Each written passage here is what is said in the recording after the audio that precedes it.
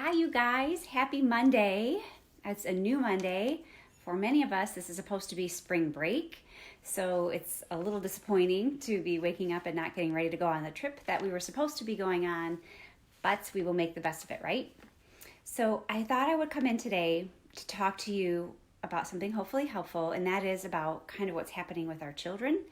And so I know that some of us are experiencing children who are maybe a little more pent up energy, a little more rambunctious and wild, a little more stressed, maybe a little more negative.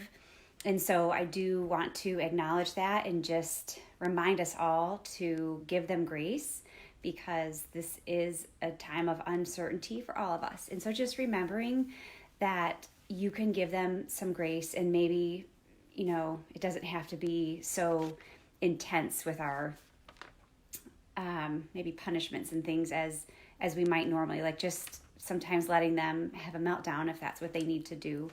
But I'm sure that you know how you handle that best in your house. I just want to encourage you that if that's happening, it's just part of what's going on right now. And so hang in there because you know how it is with kids. Every day is different, right? I did want to talk with you about something that I'm seeing. Hi, Michaela. So I have a 14-year-old and a 17-year-old. So my kids are a lot older than a lot of yours. And so they have in their lives so much stress from school and everything.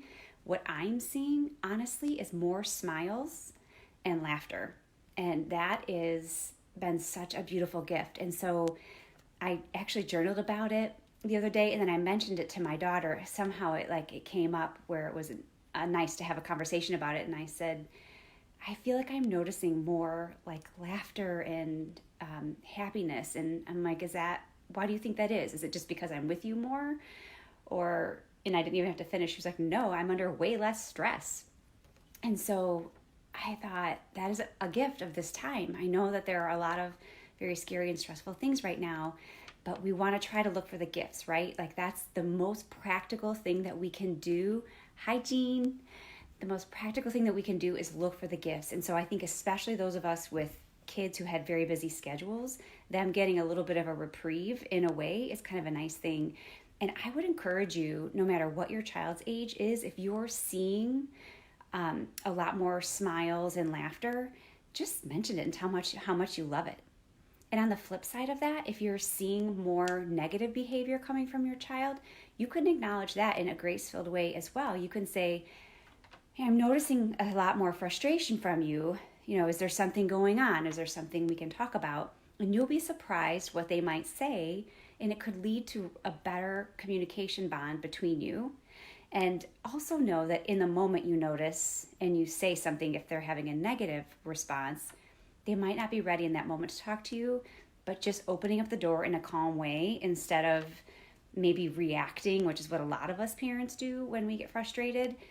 It might open the door for them to come talk to you when they're ready. And so I just wanted to help share that with you, to be looking for the gifts. And I'm so curious, what are you guys seeing with your kids? Are you seeing a lot more aggression or frustration or depression, or are you seeing a little bit few more smiles maybe? I know one of my friends I saw posted on Facebook that one gift that she has seen, she has boys who are teenagers and young adults, that they're all gathered around the dinner table and for longer. And I think that's really cool. You know what I mean? That she's just like, what a gift this is to be sitting here and lingering. I'm seeing so many families posting videos of playing games together online, playing games. Like my friend posted, were playing bingo like online on Zoom with family members in other places. And so in these ways, this situation is bringing us closer together. And I think that's such a gift. And I know, hi, Elena. Hi, Shannon. I'm like probably most of you guys, like there are things that I wish I had more time to do. And so in addition to looking for the gifts, I'm trying to see in this gift of time, what can I do? Like when I look back at this, I want to feel like I have used this time well. I don't want to feel like I've wasted it. And so trying to be intentional with how I'm using my time. And so I want to share another story with you. This is sort of going down a little bit of another track, but this has really been on my mind to share with you. Because everyone's posting on social media what they're doing, and because I'm here trying to tell you, try to make the best of it for you, not what you think Tina's life looks like at home or anyone else's, right? It's so easy to compare ourselves. What does it look like for you? What do you want to look back and see from this time? And so the story I wanted to share with you was back when Tyler and Alyssa were little. Tyler was in kindergarten, Alyssa was in preschool. And so back then, we had to bring in the snacks for the day for the whole class when Alyssa was in preschool. And so some moms would make these awesome homemade like rainbow fruit kebabs and homemade applesauce and all of these wonderful snacks for the kids. And then there were other moms who would still make homemade things like maybe real popcorn and not microwave popcorn, or maybe apples and peanut butter, right? Say something like healthy like that. And then you had the moms like me who were rushing through the store just before school started, grabbing goldfish and pretzels or something like that. And so I did just that on this one particular day, and I brought to the teacher, I'm standing outside the classroom of the door, Alyssa walks in, and I hand her the bag of the goldfish and pretzels, and I'm just so happy because I got it done. And she opens the bag and looks inside, and then she looks up at me and she says, "Oh, you're the simple mom." I'm not gonna lie, that stung. That hit me. It hit me like in a weak spot. Like, wow, it felt like a judgment. And you know, this was a really sweet lady. I don't think she really meant to judge me. But we all know what our weaknesses are, and I felt judged because I saw what the other moms did. But you guys, what I decided to do was to turn that into like a personal acceptance statement. I am a simple mom, and I'm proud of it. I get shit done. Like, I am not the mom making all the great homemade stuff, and I am so grateful for those moms that are, because my kids benefit from it, and it inspires me, but not enough to do it, you know? And so I'm sharing this story with you right now because I want you, as you're watching what everyone else is doing at home, remember they're showing us the highlights, and it's not our perfect. It's not supposed to be their perfect. God made us each unique. He made me simple and effective and efficient. Like I said, I get shit done. Other moms, they have like this fire and zest and creativity, and the stuff that they do is amazing. And so that's good. We need all of us in this kind of a world. But just be careful right now as you are watching what other people are doing at home. I mean, so many moms right now are trying to work and help their kids with homework and everything. Like, this is a lot, right? And so it might not look Pollyanna-ish. And so want to give yourself some grace with that.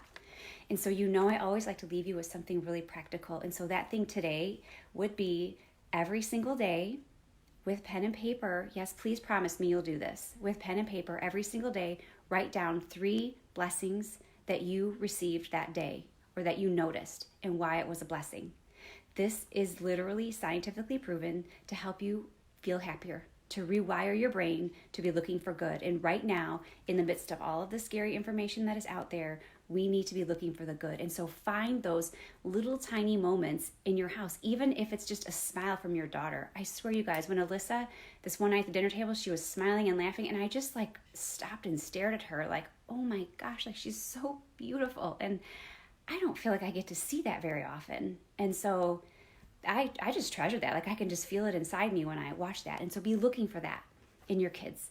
And if they're in a day, having a day or a spot where they're being a little more difficult than usual, maybe just try and relax a little. Just try and laugh it off. Just try to, you know, you're a parenting expert on your kids. Do something, distract them, redirect them, give them a special treat, whatever it takes right now, right? And so I hope that this is helpful for you guys. If you have anything specifically that you want me to talk about, please let me know. I'm going to try to come in here more often, maybe 2 or 3 times a week, but I don't like to come in and just ramble or waste your time. So I'm really trying to make it helpful for you. So please let me know if there's something in specific that you could use help with.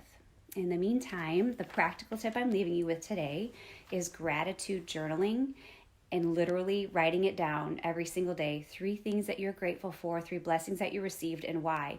And it really helps to make you feel happier. And especially if you're like frustrated maybe with your kids' behavior, be looking on the lookout for the good things, okay? All right, so I hope this was helpful. I will see you guys again later this week. Bye.